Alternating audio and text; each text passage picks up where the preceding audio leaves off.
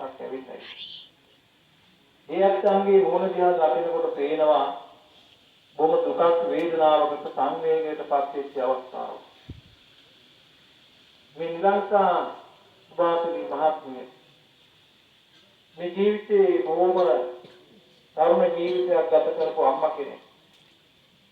ඒවත් මේ කවුරුවත් නොහිතපු මේ කිසිම කෙනෙක් ප්‍රාර්ථනා නොකරපු අවස්ථාවක් මොහොතක් තමයි මේ හැම කෙනෙක්ම මේ විදිහට සම්බන්ධ වෙලා ඉන්නේ. අයි ජීවිතේ නොහිතන්නේ ඇති මට මේ වගේ අසනීපයක් මට මේ විදිහේ රෝගයක් ඇති වෙලා තිබුණාද කියලාවත් සමහර විට ඇය කල්පනා කරන්නේ.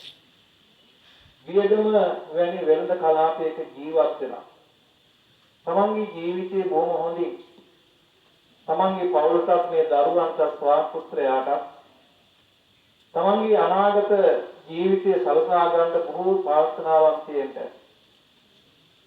දරුවන් දෙදෙනා බොහොම තරුණ වී ගත කරා. අම්මා කෙනෙක්ගේ සෙනෙහස ආදරය ඒ දරුවන්ට අහිමි වෙනකොට මේ ජීවිතේ බොහෝ විට දුක් වේදනාවක් දැනෙනවා. ස්වාමීකට තමන්ගේ ස්වාමී දියණිය අහිමි වෙනකොට ජීවිතේ බොහෝ ප්‍රශ්න රාශියකට මුහුණ පාන්න වෙනවා.